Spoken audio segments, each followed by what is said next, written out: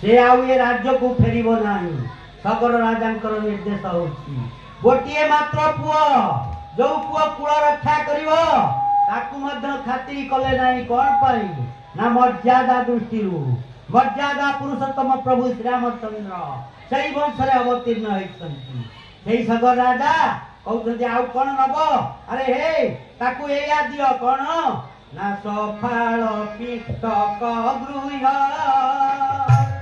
सफाल पितक गृह जदौरी भाषण दंड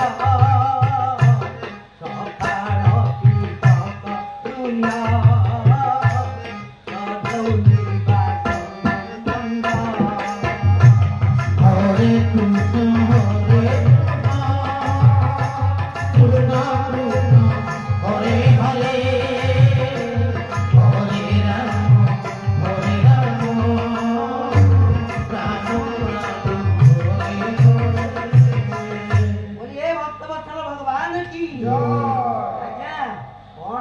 सगर राजा पुओ को देबे कौन ना सब फाड़ पिटक फाड़ कहले गोटे कोदाल पिटक कहले गोटे झुड़ी अरे ताकू गोटे झुड़ी दियो आ गोटे कोदाल दियो आ कौन दियो ना दीटा गामुछा दियो गोटा पिंदिबो आ गोटे बेकेरे पकेइबो जाऊ से जंगल भितरे ए मनुष्य किया बाघ भालू सब अतंती से ताकरी गहन रे बुलिबो एई बाघ भालू ताकू खाई जानतु बोलिए भक्तवत्सल भगवान की ए प्राणांतक दंड पुओ को दउछंती सगर राजा आज्ञा ये सबु निष्ठुर लोक सेठी नथिले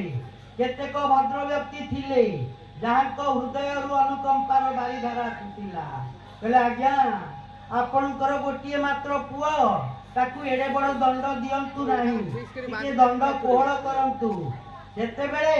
सगर राजा कौन कहले शुणु कौन कहले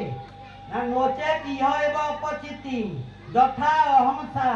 कृतस्य कुर्यात् मनमुक्त पाणी भी ध्रुवानी सत्य प्रत्य न दुख भवे। अरे हे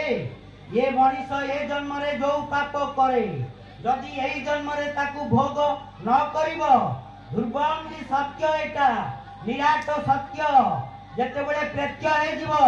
जते बळे पर जन्म रे आउ गोटे शरीर ग्रहण करिवो 100 थर से 1000 थर सेई दंड भोगिवो। बोलिए भक्तवत्सल भगवान की रोते तिह अपचिति यथा अहंसा अहंसा कहले पाप जदि अपचिति कहले प्रायश्चित्त।